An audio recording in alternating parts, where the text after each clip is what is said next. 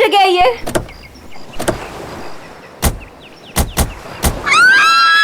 यहाँ मैं और आयशा रहेंगे। वाओ, थैंक्स करण। इतना तो मैं कर सकता हूँ ना तुम लोग के लिए।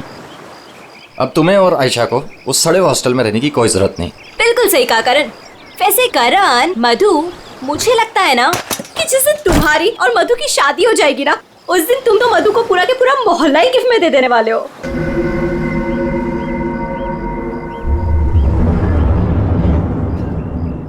लगता है सामने वाले घर में कोई रहता है।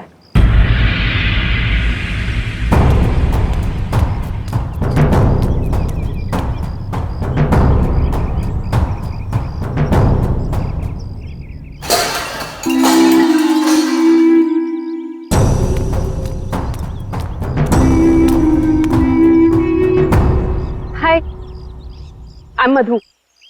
ये आयशा, हम आपके पड़ोसी हैं। हाय। और आप? मैं सामने के घर में रहता हूँ अपनी माँ के साथ। मेरा नाम विनय है और वो खाना अच्छा बनाती है। अब वो कौन? मेरी माँ खाना अच्छा बनाती है। तुम कौन हो? मैं करण हूँ, मधु का बॉयफ्रेंड। बॉयफ्रेंड गर्लफ्रेंड बॉयफ्रेंड गलत बात है। नहीं, माँ ने कहा है बॉयफ्रेंड गर्लफ्रेंड, गलत बात है। विनायक,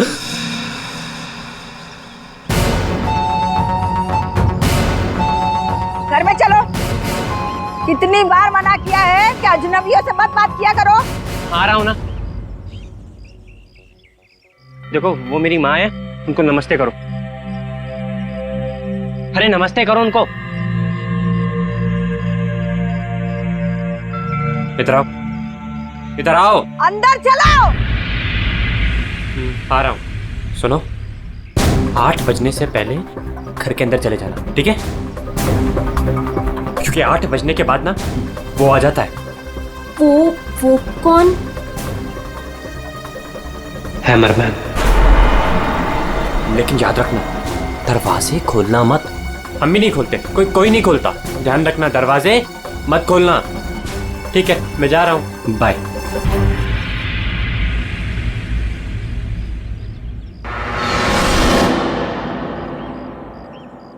दिमाग खराब है इसका यार। इसकी माँ से बांध कर क्यों नहीं रखती है? क्योंकि उसकी माँ भी तो उसकी तरह अजीब ही है एक्चुअली। चलो सामान रखते हैं। यू आर ऑलराइट ना? या, आई एम फाइन।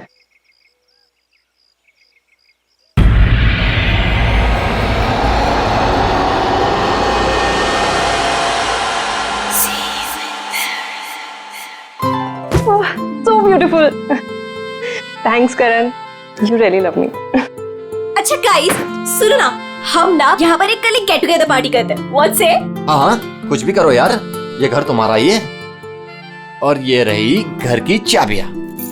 एक सेकंड, एक चाबी मैं रख लेता हूँ, क्या पता कब जरूरत पड़ जाए। आयशा, एक चाबी तुम भी रख लो। ये लो। थैंक्स। ओह नो, क्या हुआ? 6:40 हो गए। मुझे सर्विस सेंटर जाना था अपनी कार लेने, और उसके बाद फिर माँ को भी मिलने जाना है। करण, एक मिनट रुको। मुझे रास्ते में अपनी कजिन क्या ड्रॉप कर दोगे?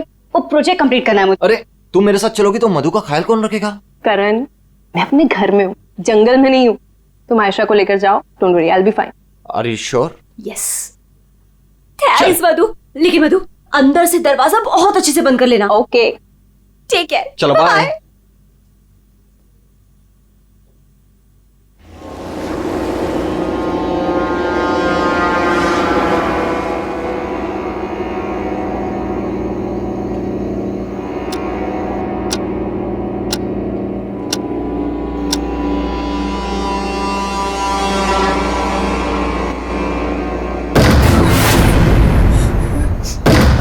कौन है? कौन है वहां? दरवाजा खटखटाना बंद करो। डरती नहीं हूं मैं।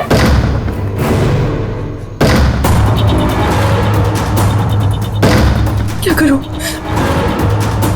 करण को फोन कर।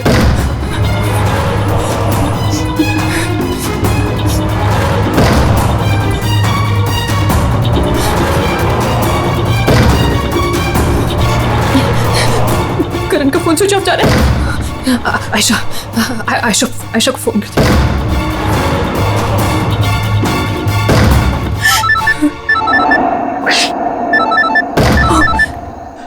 अब क्या करूं?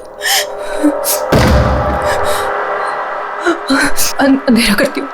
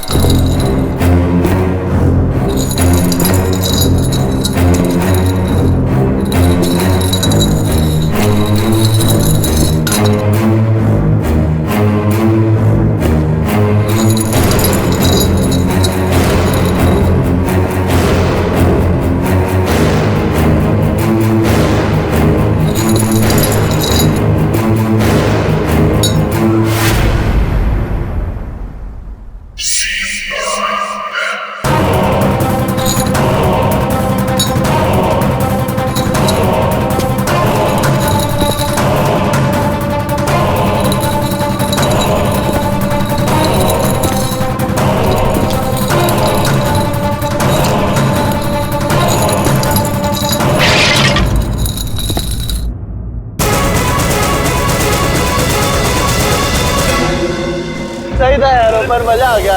कल रात को तो क्या मस्ती मारी यार। अरे पूछो मत यार, मजा आ गया था बहुत। बस बस बस रोक दो भैया, रोक दो। Thank you. अरे मधु ना आज मेरी जान ही ले लेने वाली है। एक तो मैं अपना फोन भूल गई, रात को घर भी नहीं आई। लगता है आज तो वो मुझे ना पक्का इस घर से निकाल ही देने वाली है। अरे अगर वो तुझे घर से निकाल देगी तो हम तुझे घर के अंदर फिर से डाल देंगे। क्यों अभी? ओहो मैडम, घर से तो तब निकलोगी जब घर के अंदर जाओगी। जाओ, डोरबेल बजाओ, मधु को लेके लंच पे जाना है, वीकेंड की प्लानिंग करनी है। गो फास्ट। जा रही हूँ। और जल्दी आओ।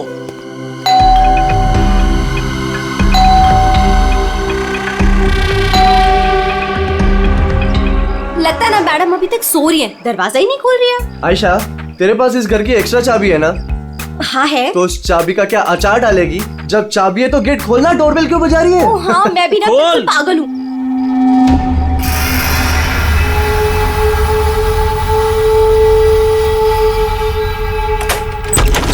मधु, अरे मधु, कब तक सोएगी? उठ मधु, मधु, मधु, अरे उधर देखो यार। मधु, मधु बाथरूम में भी नहीं है। अरे वो तो बाहर भी नहीं है यार। यार ये मधु कहाँ चली गई है? मुझे बहुत टेंशन हो रही है। तू ठीक तो होगी ना? मधु, मधु, मधु, मधु,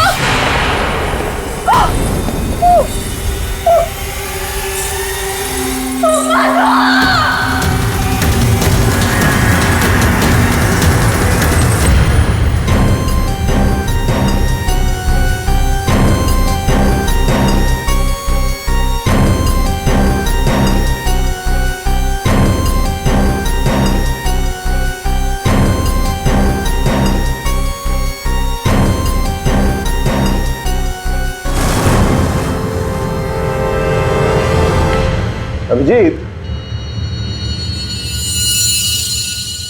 इस हथौड़े से जिस पर भी वार किया गया होगा ना, लगता नहीं वो जिंदा बचा होगा। सर मगर लाश कहाँ है?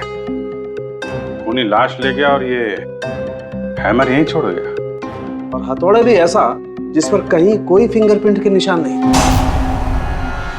और सर यहाँ पे तो कोई तोड़फोड़ भी नहीं मची हुई है, सब चीज अपने जगह पे।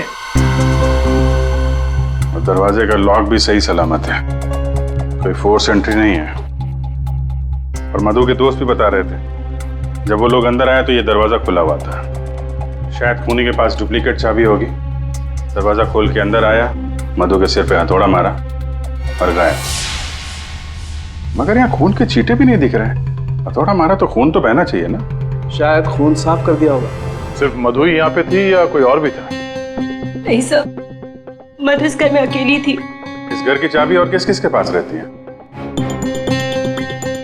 सर, ये सवाल आपको करण से पूछना चाहिए सर। क्यों? करण से ही क्यों? करण ने ये घर आयशा और मधु के लिए लिया था। तो सर एक चाबी करण के पास भी थी। मधु और आयशा के लिए करण ने घर लिया था, क्यों? मधु करण की गर्लफ्रेंड थी सर। कल रात आयशा तुम कहाँ थी? सर वो कल रात मैं अपने कजिन को मिलने गई थी, वापस आना था तो लगेज यही छोड़कर गई थी, पर लेट हो गया था, सोचा कॉल कर कर मधु को सब बता दूं, पर अपना फोन भी यही भूल गई थी सर। जरा इस करण का फोन नंबर देना।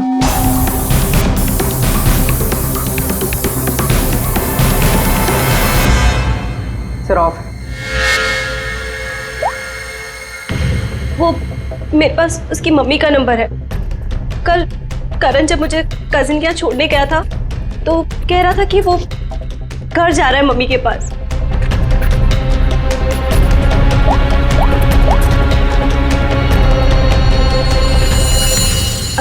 हेलो आंटी, करण है? कल रात को आया था क्या वो?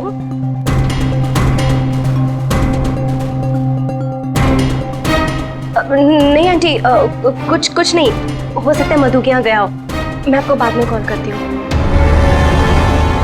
तो करण कल रात अपने घर भी नहीं पहुंचा और यहाँ भी नहीं आया। सर मुझे आपको एक बात बतानी थी। वो हमारे नेबर्स जो है ना, उन्होंने कहा था कि यहाँ पर एक हैमरमैन आता है रात को, तो कहीं उसने तो कुछ नहीं कर दिया। हैमरमैन? किसने बताया तुम्हें ये? कौन है ये? विनय बेटा, कोई आ रहा है? हाँ माँ, कोई याद हो रहा है।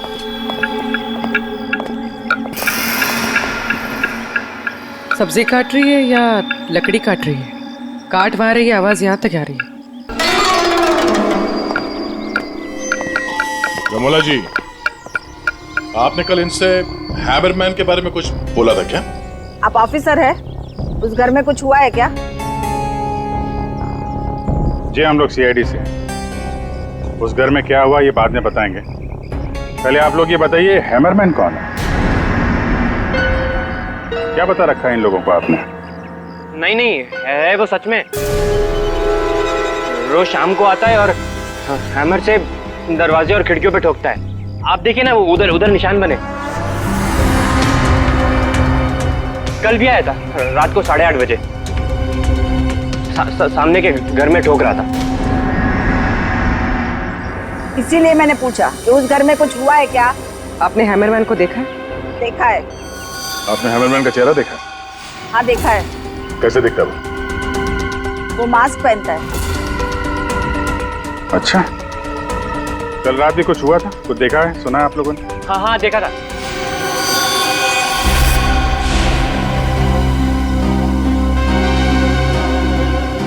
रमोला जी,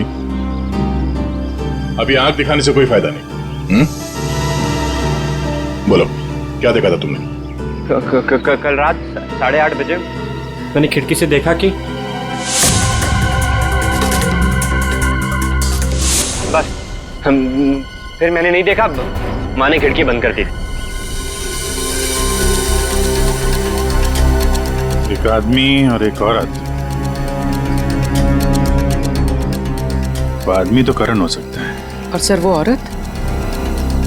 करण की कोई साथी? दोनों अंदर गए, मधु का खून किया और लाश लेके पीछे के रास्ते से निकल गए। एक बार पीछे की तरफ देख लेते हैं। आप लोग यहीं पे रुकिए। पूर्वी, इनसे हैमरमैन का स्केच बनवाओ।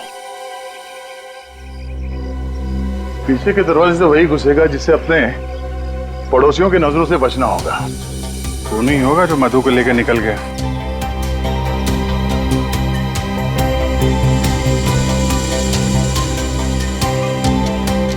ऐसा कैसे हो सकता है कि कोई भी निशान नहीं छोड़ा?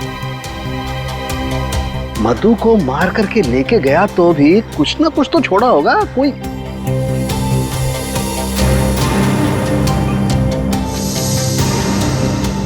एक मिनट, ठीक है।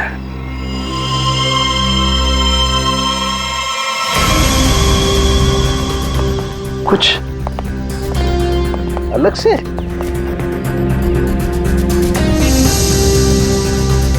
इतनी मिट्टी यहाँ पे?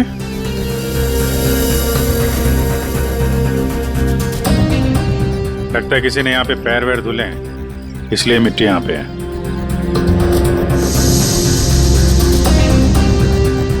अभिजीत, ये मिट्टी में जो है ये बहुत खास है।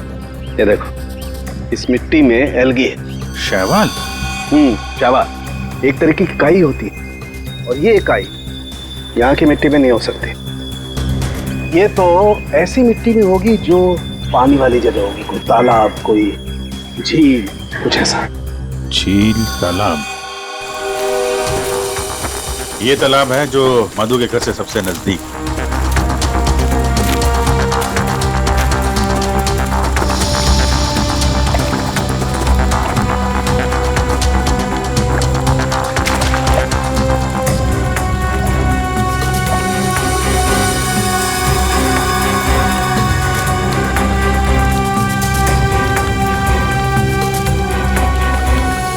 क्या अभिजीत, ये देखो, यही कीचड़ वाली मिट्टी उस मधु के घर में है। इसमें भी वही एल्गी है, वही काई। तब तो ये मिट्टी अपने आप तो नहीं आई होगी ना, कोई ले गया होगा यहाँ से। अरे यार पंकज, जो आदमी इस तालाब से मधु के घर गया होगा उसके जूते के साथ चली गई मिट्टी। अब गया तो वही होगा जिसके पास मधु के घर की चाबी थी।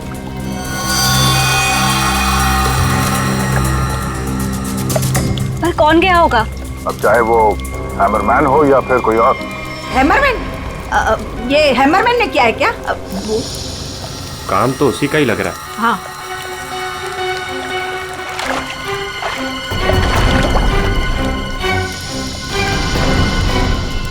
हाँ,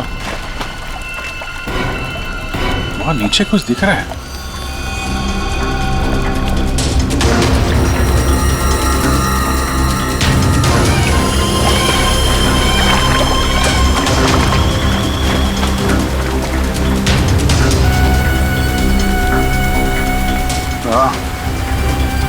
कुछ है तो सही वहां पर। डाइवर्स को बुलाते हैं और क्रेन भी।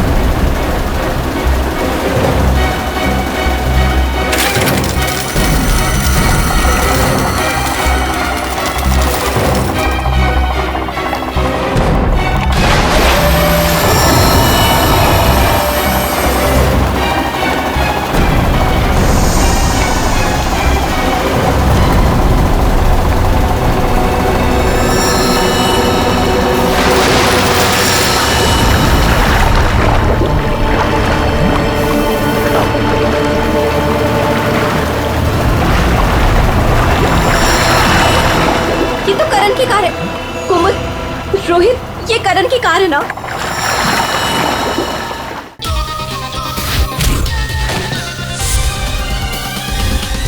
कुमुद, रोहित, ये करण की कार है ना? पर करण अपनी कार इस तालाब में क्यों फेंकेगा? हो सकता है हैमरमैन लेकर आया हो। करण की कार का नंबर और इस कार का नंबर दोनों सेम है।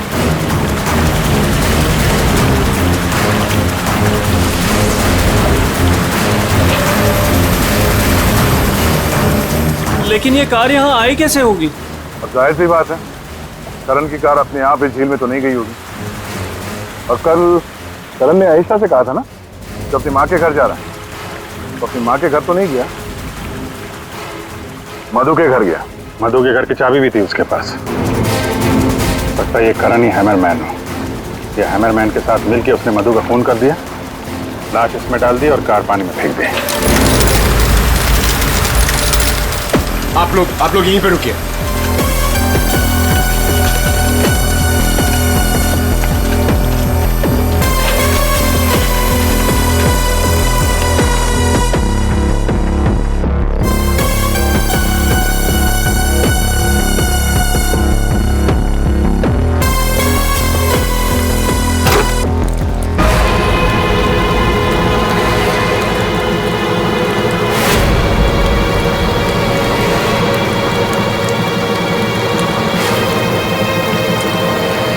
ये तो करण है।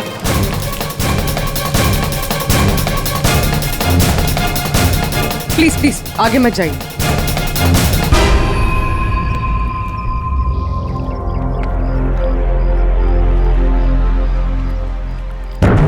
खोपड़ी बुरी तरह से टूट गई है, किसी भारी चीज से वार किया है।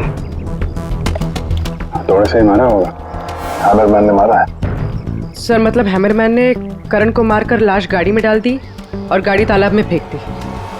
फेंका नहीं पूर्वी, इधर ढलान पे धक्का दिया और गाड़ी सीधा झील में। सर मगर अगर गाड़ी को धक्का मार के वहां तालाब में डाला है तो फिर ये नॉर्मल पतला दुबला आदमी नहीं होगा सर, ये हैमरमैन बहुत तगड़ा होगा सर, हट्टा कट्टा। या फिर 2 लोग होंगे।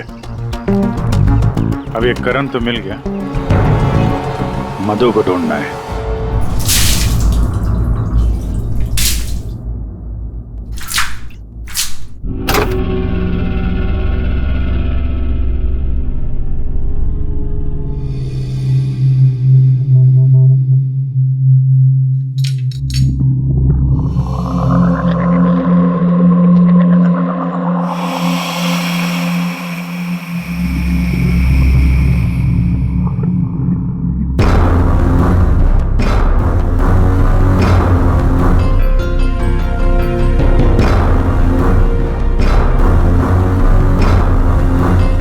कपड़े का टुकड़ा,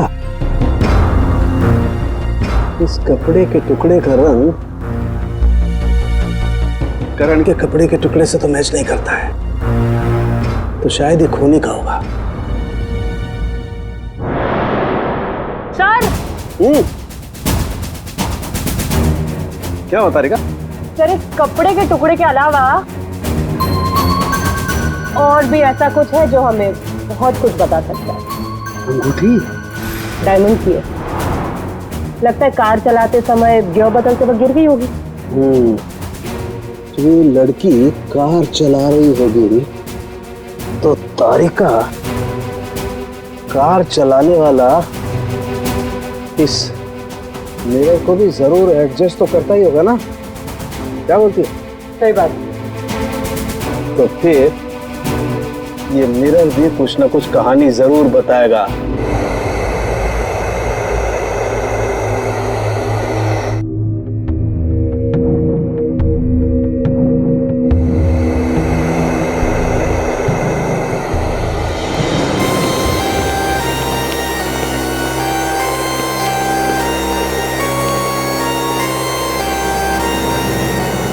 शीशे के बाल सुखा रहे हैं क्या?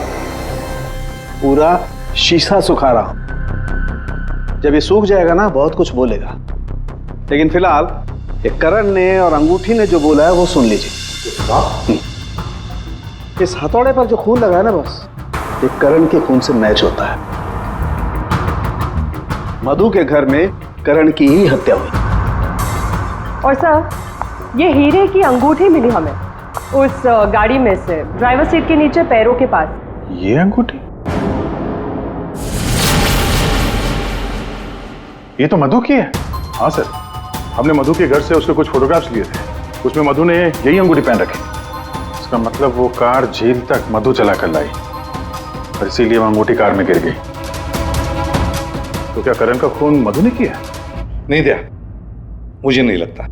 ये चक्कर कुछ और ही है। अगर ये अंगूठी मधु रेगुलरली पहना करती थी तो इतने आसानी से उंगलियों से निकलेगी ही नहीं ना, वो गिरेगी ही कैसे? वो तो जरूर वहां पर जानबूझकर डाली गई थी ताकि सारा शक मधु पर जाए और हम मधु के आसपास ही घूमते रहे। और सर मधु का भी अभी तक कुछ अता पता है नहीं। लो भाई, इस शीशे ने भी मुंह खोल दिया है। ये देखिए, इस पर बहुत सारी उंगलियों के निशान हैं। मधु यहाँ पर है नहीं, वरना उसकी उंगलियों से मैच करके दे। कोई बात नहीं सर, जब मधु मिल जाएगी तो मैच कर लेंगे। काम करते हैं, 7 बजे से लेकर 9 बजे तक ये करण कहाँ था इसके डिटेल्स निकालते हैं। अपने आप सब कुछ पता चल जाएगा। तो करण का सेलफोन डेटा जो हमें मिला उससे ये पता चलता है कि करण और आयशा 6:44 पर मधु के घर से निकले थे और उसके बाद 7:15 पर करण ने आयशा को ए ब्लॉक पालिन चौक ब्लू पार्क पे ड्रॉप किया था और वहां से करण को जाना था अपनी माँ के घर बराली, लेकिन वहां ना जाकर ये वापस मुड़ता है और मधु के घर की तरफ आता है और उसी रास्ते में 5 किलोमीटर तक जाने के बाद सर करीब 7:30 बजे जेसी मार्केट फुलवाड़ी में वो रुकता है और यहाँ पे एक और नंबर आके उससे मिलता है सर और ये नंबर करण के साथ करीबन 10 मिनट तक रहता है और उसके बाद वो नंबर गायब हो जाता है और वहां से करण मधु के घर पहुंचता है 8 बजे और 8:40 पर उसका फोन बंद हो जाता है। दूसरा नंबर किसका है जो करण से जेसी मार्केट में मिला था? सर रोहित का। रोहित, तुम करण का खून होने से पहले उससे मिले थे पूरे 10 मिनट के लिए, क्यों? सर मैं अपने दोस्त की मौत से बहुत ज्यादा डरा हुआ था सर, और मुझे समझ में ही नहीं आ रहा था कि मैं कैसे रिएक्ट करूं, क्या बोलूं। वो तो अचानक से उस दिन मैं उसे जेसी मार्केट में मिला, मैंने सडनली उसे वहां देखा। अरे करण, हे रोहित, कैसा है यार? कैसा है मेरा भाई? अरे तू यहाँ इस खिलौने की दुकान में क्या कर रहा है यार? तुझे यहाँ क्या जरूरत पड़ गई आने की? अरे बस ऐसे यार, किसी के लिए सरप्राइज ले रहा था और उसे सरप्राइज ही रहने दे। अच्छा सरप्राइज? चल यार, मुझे थोड़ी जल्दी है। कल मधु के इधर तू आ रहा है ना पार्टी में? हाँ कल आ रहा हूँ ना। लेकिन तू जा कहाँ रहा है? बस यार थोड़ा जल्दी में हूँ। अरे मैं तुझे छोड़ देता हूँ, चल मेरी कार पार्क है यहाँ। तू कल मिल मुझे। अच्छा चल, सी यू, बाय। और मेरे लिए तो ये सरप्राइज की बात थी सर, क्योंकि मैं उससे 2 महीने बाद मिल रहा था। ठीक है, तुम जा सकते हो, लेकिन जब तक इस केस की तहकीकात पूरी नहीं होती तुम ये शहर छोड़कर कहीं नहीं जाओगे। जाओ।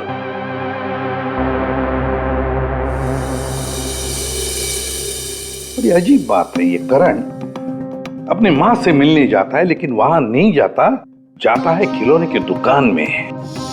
क्यों? और फिर क्या खरीदता है वहां पर? और किसके लिए? उसने वहां से जो कुछ भी खरीदा होगा वो लेकर वो सीधे मधु के घर गया। तो कहीं उसने वहां से ये मास्क तो नहीं लिया? और वहां से वो मधु के घर पहुंच गया जहां पे हैमरमैन उसका इंतजार कर रहा था, जिसने खून कर दिया उसका। अब ये तो कुमुद ही बता सकती है। कुमुद? सर आखिरी बार करण की बातचीत फोन पर कुमुद से हुई थी और विनय ने भी बताया था सर कि उस रात हैमरमैन के आने से पहले घर के बाहर उसने गाड़ी के हेडलाइट पे 2 लोगों को देखा था सर, एक लड़का और एक लड़की, और उस लड़की के हाथ में कुछ ऐसा था जो चमक रहा था। सर कुमुद के हाथ में भी एक ब्रेसलेट है, वही चमक रहा होगा। ये कुमुद और करण होंगे घर के बाहर।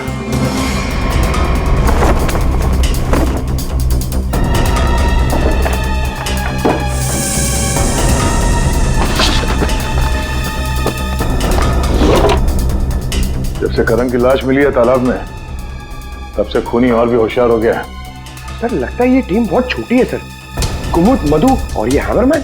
सर लेकिन ये हैमरमैन मिले तो सही, अभी तक तो सिर्फ उसका हैमर ही मिला है तो उसने हमारे लिए छोड़ा है। मैन तो गायब ही है। सर ये कुमुद तो भागने की तैयारी से घर से निकली, सारे कपड़े लेकर भागी और उसका मोबाइल भी स्विच ऑफ आ रहा है। अरे ये कहां से आ गए यहाँ पे? कौन कहां से आ गया? ये देखो, इसका मतलब है ये कुमुद रमोला और विनय को पहले से जानती थी। एनवेलप पे डेट पिछले महीने की है और ये कुमुद बोल रही थी कि ये रमोला और विनय को पहले कभी मिली ही नहीं। तो कहीं ये माँ बेटे रमोला और विनय इस पूरे साजिश में शामिल तो नहीं है? मिलते हैं इन माँ बेटे से।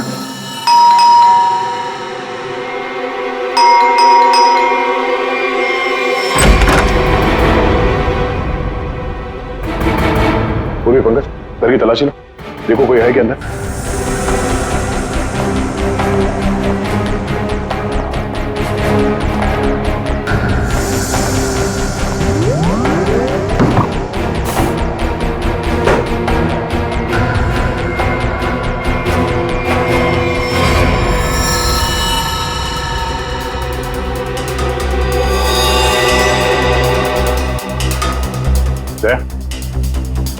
हाँ,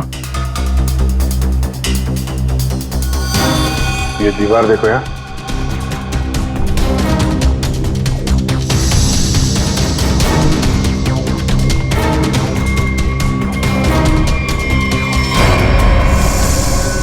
पेंट अभी ताजा है।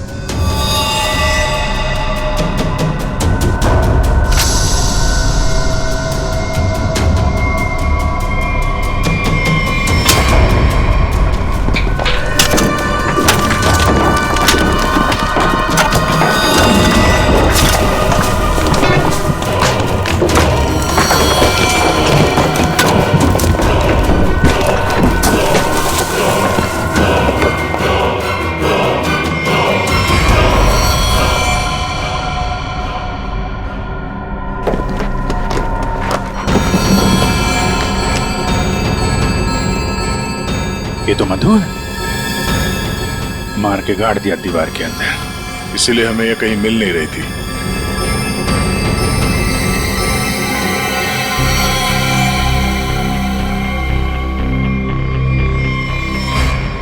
सर इसे भी हथौड़े से मारा। इसके सर पे भी वैसी ही चोट है जैसे करण के सर पे थी। यार ये जो कुछ भी हुआ है कल रात 8:30 बजे के बाद ही हुआ है। बारिश के दिनों में ये दीवार इतनी जल्दी सूख कैसे गई? इस दीवार के प्लास्टर को सुखाने के लिए कहीं से हीटर या इंडस्ट्रियल हीटर मंगाया होगा।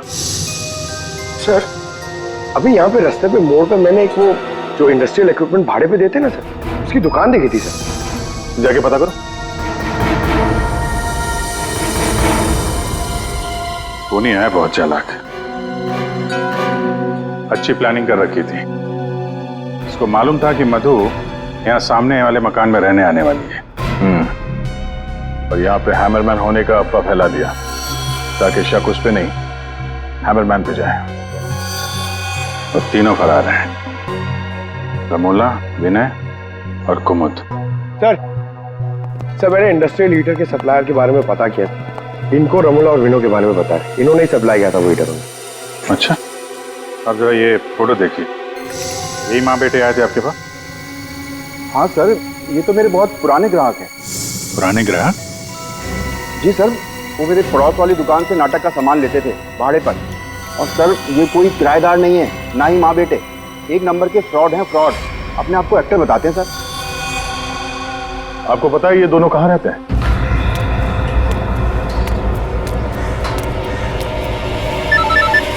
तो निकल, मैं मिलता हूँ। हाँ चल मिलते हैं।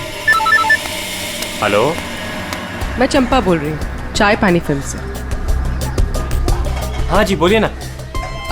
आपकी एक्टिंग के इतने चर्चे सुने हैं और आपका नंबर मुझे इतनी मुश्किल से मिला है। बस हमने डिसाइड कर लिया है, हम आपको अपनी अगली फिल्म में लॉन्च करेंगे। लॉन्च करेंगे मुझे? मतलब आखिर आपने मेरा टैलेंट पहचान ही लिया? हाँ, अब 1-2 दिन में शूटिंग शुरू हो जाएगी। बस एक प्रॉब्लम है, आपकी बड़ी बहन के कैरेक्टर के लिए कोई अच्छी एक्ट्रेस मिल नहीं रही। बस वो कंफर्म हो जाए तो हम शूटिंग शुरू कर देंगे। अच्छा बड़ी, अरे है ना, बड़ी बहन है। मैं आपकी प्रॉब्लम सॉल्व करता हूँ। अरे वाह, आपने तो मेरी टेंशन ही खत्म कर दी। आप अपनी गली के बाहर आ जाइए, मैं गली नंबर 7 पे खड़ी हूँ। अरे तेरी, अरे मौसी बाहर निकलो। क्या है? अरे बाहर निकलो। क्या हुआ? अरे अपनी किस्मत खुल गई, रोल मिला है अपने को। रोल? हाँ। कौन दे रहा है? कहाँ? अरे बाहर खड़े हैं ना गली के, तुम चलो मेरे साथ, चलो। चल। चलो चलो।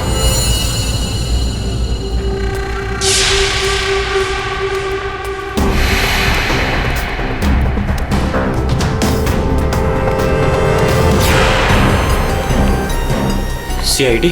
हाँ CID, कहाँ जा रहा है? अच्छे मुजरिम का किरदार तो तुम लोगों ने निभा दिया, अब जरा एक अच्छे गवाह का किरदार भी निभाओ और ये बताओ कि कुमुद कहाँ है?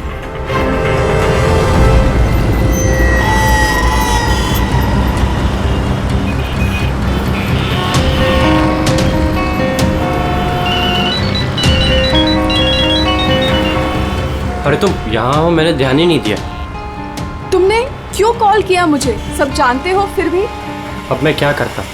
सीआईडी बुलाएगी तो क्या आना ही पड़ेगा। सीआईडी? तुमने मुझे सीआईडी के कहने पे यहाँ बुलाया? मैडम आप बहुत स्मार्ट है, लेकिन हम आपसे ज्यादा स्मार्ट है। सर आप मेरी बात सुनिए। नहीं, बात सुनेंगे आपकी, लेकिन ब्यूरो चल के सुनो। चलिए। कहाँ भाग रही मैडम? पैदल ही जाएगी क्या सीआईडी ब्यूरो तक? गाड़ी लाए हम तुम्हारे। चल। और कितना इंतजार करना पड़ेगा? आखिर कोई बताता क्यों नहीं कि हुआ क्या है? जरूर बताएंगे आयशा जी, जरूर बताएंगे, लेकिन इससे पहले कि हम बताएं, तुम हमें बताओ कि हुआ क्या था। मैं? मतलब ये कि आप और मधु एक नए घर में शिफ्ट होती है, जहां पहले से ही कुछ गड़बड़ चल रही होती है। ऐसे में आप मधु को उस घर में छोड़कर अपने किसी कजिन के घर चली जाती हैं और तो और अपना मोबाइल फोन भी वहां रख के जाती है, ताकि मधु तुमसे तो मदद न मांगे। अजीब है ना? सर, मधु मेरी बहन जैसी थी, उसके साथ कुछ गलत करने के बारे में मैं सोच भी नहीं सकती हूँ। अच्छा, बहन जैसी थी? बहन तो नहीं थी ना? हाँ? अबीर, इस पूरे इन्वेस्टिगेशन में किसी ने तुम पर एक बार भी शक नहीं किया, क्यों? जो भी पूछा उसके बारे में तुम्हें कुछ पता ही नहीं। और जब मधु का खून हुआ उससे ठीक पहले तुम्हारा मोबाइल फोन स्विच ऑफ। कोई तुम पर शक क्यों करेगा? सर आप मुझ पर गलत इल्जाम लगा रहे हैं सर। मैं तो आयशा और मधु से सिर्फ 4 दिन पहले मिला था। मैं ऐसा क्यों करूंगा सर? और सर मेरा फोन पानी में गिर गया था, इसके लिए वो स्विच ऑफ है। हाँ, पानी में गिर गया था, उसी झील के पानी में जहां से करण की डेड बॉडी मिली थी। सर ये सारा प्लान तो विनय और अमोला ने सेट किया था। पैसों की लालच में ये दोनों इतना गिर गए कि इन्होंने अपने हाथ खून से रंग दिए, मधु को दीवार में चुनवा दिया। और सर अभी भी यही आलाप राग रहे हैं कि हमने कुछ नहीं किया। सच में हमने कुछ नहीं किया है?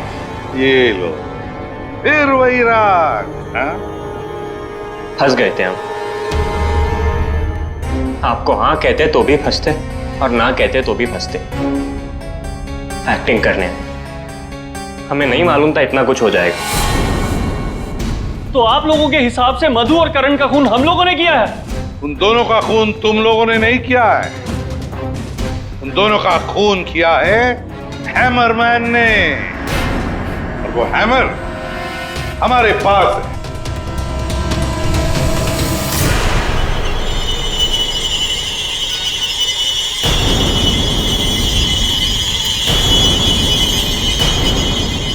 कुमुद, ये कहाँ थी? ये हैमर छुपाने गई थी, हमने ढूंढ निकाला, है ना?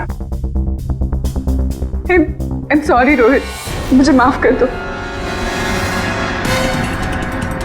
तुमने मुझसे वादा किया था कि तुम मेरा नाम नहीं लोगे, मैं तुम्हें छोड़ूंगा।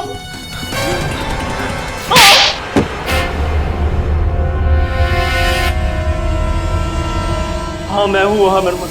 क्यों मारा तुमने उन दोनों को? वो दोनों तो तुम्हारे दोस्त थे ना? कोई दोस्त नहीं, कोई प्यार नहीं, वो दोनों धोखेबाज थे। मधु 5 साल से मेरी गर्लफ्रेंड थी और 5 मिनट में उसने मुझे लात मार दी उस करण के लिए। जानते हैं क्यों? क्योंकि उसके पास पैसा था और उसी समय मैंने डिसाइड किया कि मैं उससे बदला लूंगा, उन दोनों से। तुमने इसका साथ क्यों दिया? मैं रोहित से बहुत प्यार करती हूँ, मुझे उसका साथ देना पड़ा। तैयारी तो तगड़ी कर रखी थी तुमने। 3 महीने से प्लान कर रहा था मैं उन दोनों को एक दर्दनाक मौत मारने की, बस इंतजार कर रहा था। 3 महीने का इंतजार? किस चीज के लिए? सही वक्त का इंतजार। और वो सही वक्त तब आया जब मुझे करण ने मधु के लिए घर ढूंढने के लिए कहा और उसे मैंने ये वाला घर दिला दिया और उसके बगल वाला घर मैंने कुमुद के नाम से रेंट पर ले लिया और वहां इन दोनों घोचुओं को रखा, इन बेवकूफों को।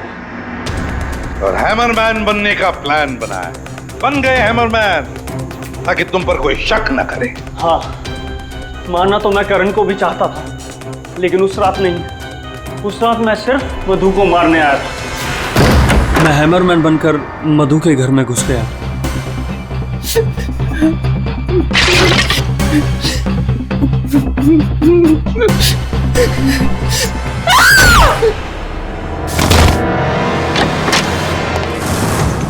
और मुझे इस बात का बिल्कुल भी अंदाजा नहीं था कि करण भी वहां पर आ जाएगा। वो मधु के साथ मजाक करने आया था, नकली हैमरमैन बनकर। उसने मास्क जब मैंने उसे मार दिया तब मुझे पता चला कि वो दरअसल करण ही था। मैंने कुमोद, रमोला और विनय की मदद से दोनों लाशों को ठिकाने लगा दिया।